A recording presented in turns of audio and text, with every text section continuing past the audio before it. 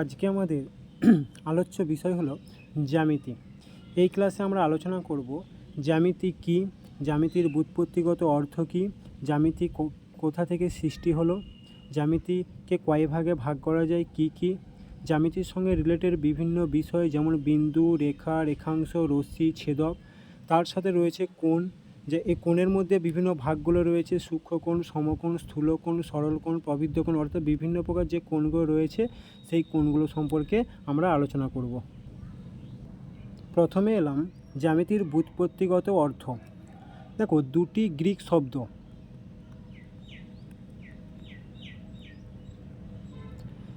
শব্দের সমন্বয়ে জ্যামিতি শব্দটি গড়ে উঠেছে। সেই দুটি গ্রিক শব্দ কী কী? একটা হচ্ছে জ্যা আর একটা হচ্ছে মিতি। এই দুটি শব্দের সমন্বয়ে জ্যামিতি কথাটি উৎপত্তি লাভ করেছে। জ্যা কথা অর্থ হলো ভূমি, আর মিতি শব্দের অর্থ হলো পরিমাপ। তাহলে জ্যামিতি কথা অর্থ হলো ভূমির পরিমাপ, অর্থাৎ গণিতের যে শাখায় ভূমির পরিমাপ সংক্রান্ত বিষয় নিয়ে আলোচনা করা হয় সেটাই হচ্ছে জ্যামিতি। এটি ভূমির পরিমাপের সাথে সাথে পদার্থের আকার, আয়তন,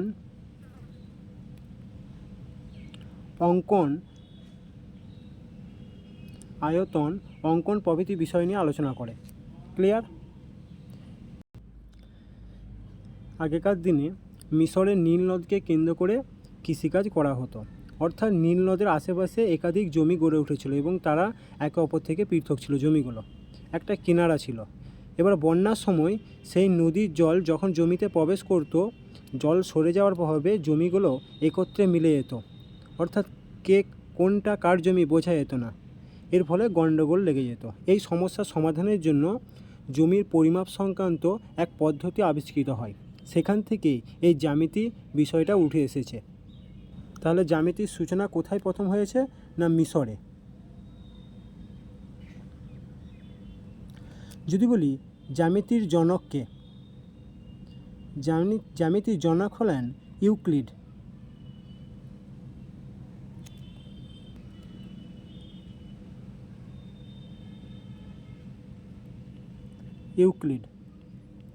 ইউক্লিড হলেন জ্যামিতির জনক।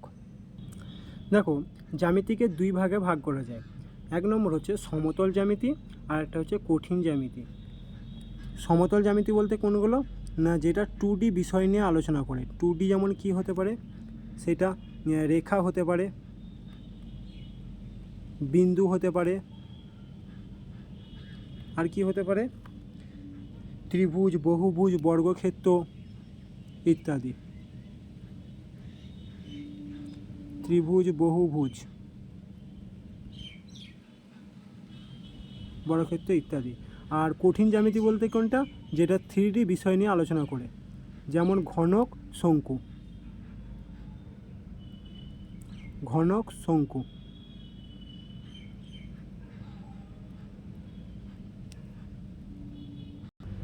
এখানে আমি 4টে চিত্র তুলে ধরেছি। তার মধ্যে প্রথমটা, এটাতে দেখো যে এর কি কোনো উচ্চতা আছে? এর কোনো উচ্চতা নেই, এর কোনো দৈর্ঘ্যও নেই, এর কোনো প্রস্থও নেই। তাহলে উচ্চতা, দৈর্ঘ্য, প্রস্থ এগুলো কিছুই নেই। তাহলে কি আছে? শুধুমাত্র অবস্থান আছে। ঠিক আছে? তাহলে শুধুমাত্র অবস্থান, যার দৈর্ঘ্য, প্রস্থ, উচ্চতা নেই, শুধুমাত্র অবস্থান আছে, তাকে বলবো বিন্দু। তাহলে এটা হয়ে গেল বিন্দু। ক্লিয়ার? 1 নম্বরে হয়ে গেল বিন্দু।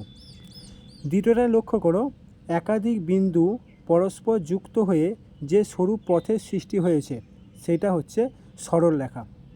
দেখো, সরলরেখার দুই প্রান্ত দিকে ইচ্ছা মতো বাড়ানো যায়, এর কোনো শেষ নেই। ঠিক আছে? তাহলে একাধিক বিন্দুর সংযোগে যে সরু পথ বিশেষের সৃষ্টি হয় সেইটা হচ্ছে সরলরেখা। ঠিক আছে? এই সরলরেখাটা এসেছে সাধারণত রেখার একটা ভাগ। আমি ভাগটা পরে করিয়ে দিচ্ছি। যেমন এটা রেখা আমরা করেছি, এই রেখাকে দুই ভাগে ভাগ করা যায়, সরলরেখা, বক্ররেখা। পরে আমি ভাগটা দেখিয়ে দিচ্ছি, তার আগে এটা বলে দিই। তাহলে একাধিক বিন্দুর সংযোগে যে সরু পথের সৃষ্টি হয় সেটা হচ্ছে সরলরেখা। ক্লিয়ার? আর সরলরেখা দেখো কোনো প্রান্তবিন্দু নেই, ইচ্ছা মতো এটাকে বাড়ানো যায়। ঠিক আছে? তাহলে এটা হয়ে গেল সরল রেখা।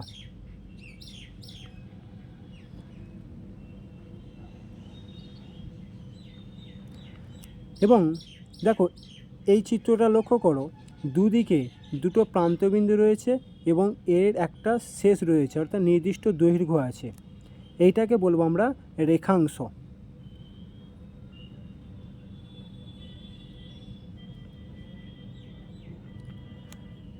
চার নম্বর চিত্রটাতে দেখো, যা একটু প্রান্তবিন্দু থেকে শুরু হয়েছে এবং অপর প্রান্তের কোনো শেষ নেই, ঠিক আছে, যেটাকে বলবো আমরা রশ্মি।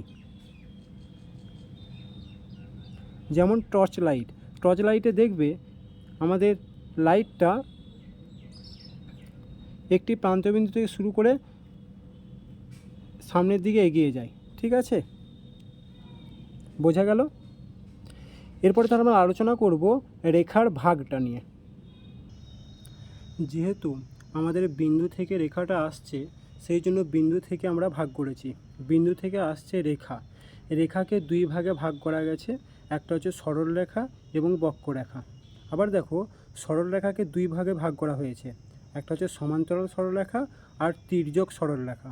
এবার এই তির্যক সরলরেখা থেকে আসছে কোণ, ত্রিভুজ, চতুর্ভুজ এবং বহুভুজ।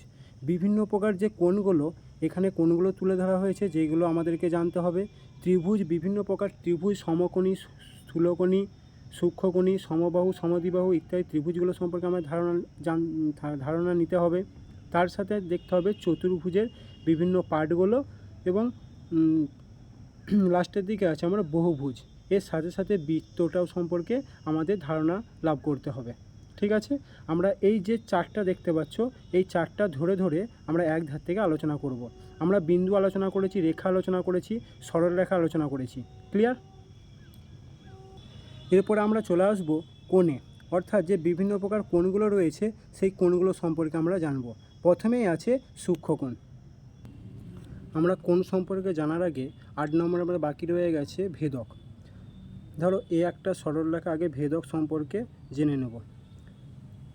দুটি সরলরেখা বা দুই বা ততোধিক সরলরেখাকে যদি অন্য একটি সরলরেখা আলাদা বিন্দুতে ছেদ করে, ধরো এখানটা ছেদ করেছে, আবার এই অংশটা ছেদ করেছে, এই অংশটা ছেদ করেছে। দেখো দুই বা ততোধিক সরলরেখাকে যদি আলাদা একটি সরলরেখা একাধিক বিন্দুতে ছেদ করে, তাহলে তখন তাকে ভেদক বলে। তাহলে এই সরলরেখাটি হয়ে গেল আমার ভেদক, ক্লিয়ার।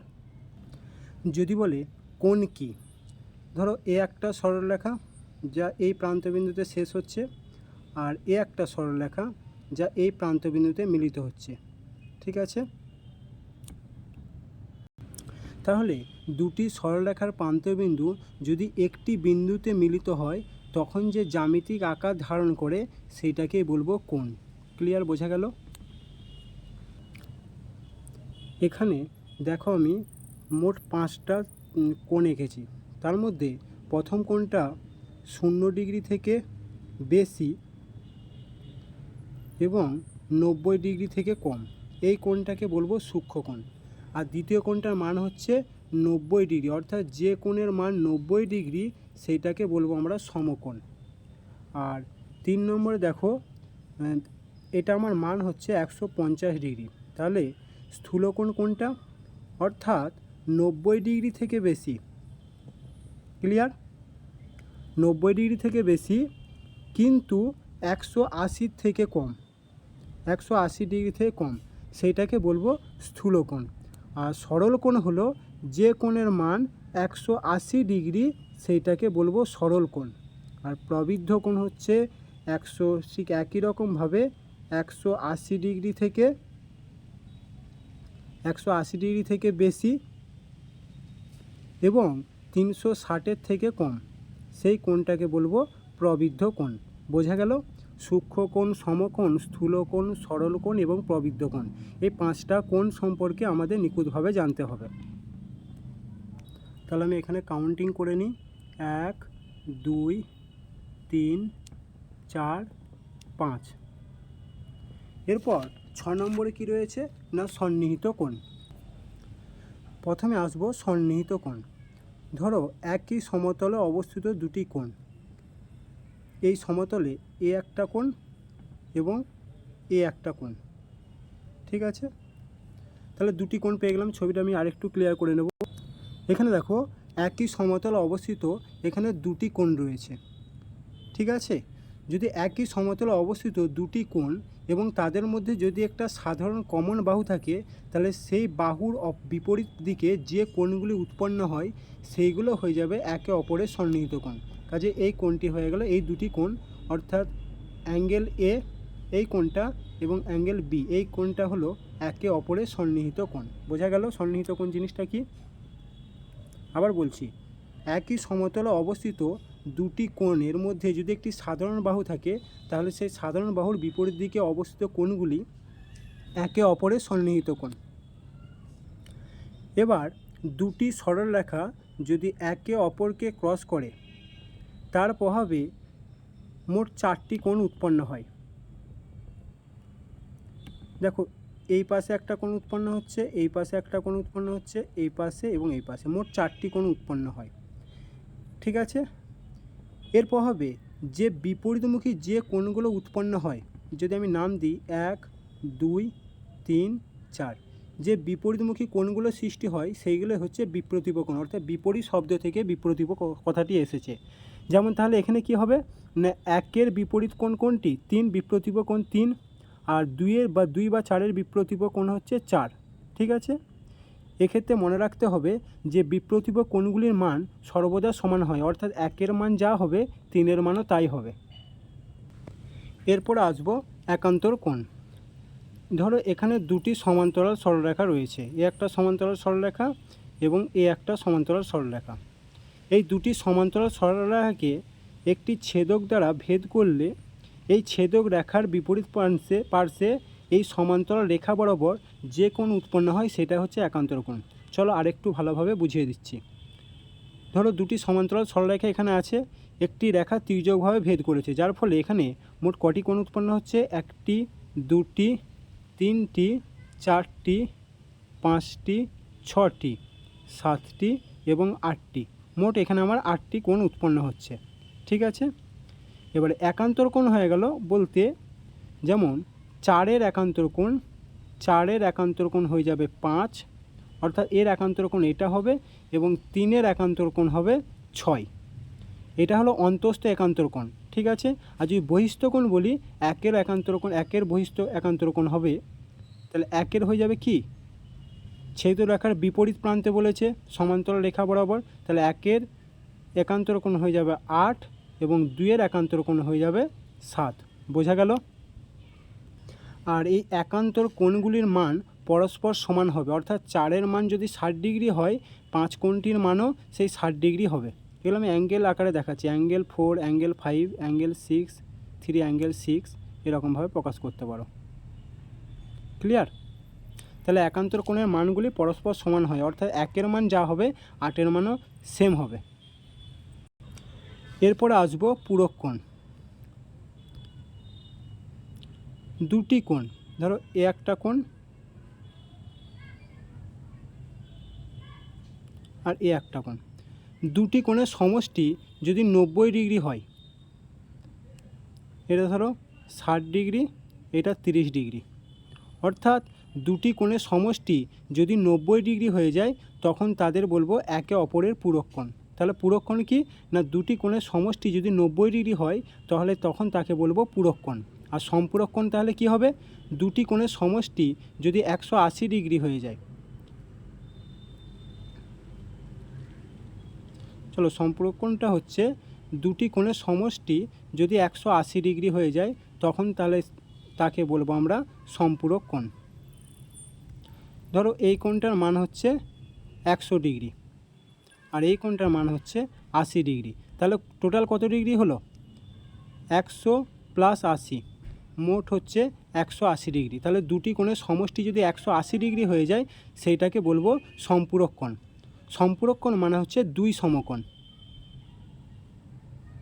আমরা জানি এক সমকোণ সমান 90 ডিগ্রি আর দুই সমকোণ সমান 180 ডিগ্রি। ক্লিয়ার? এর পরের ক্লাসে আমরা চলে যাব ত্রিভুজ রিলেটেড বিভিন্ন বিষয়। আজকে এই পর্যন্তই থাকবে।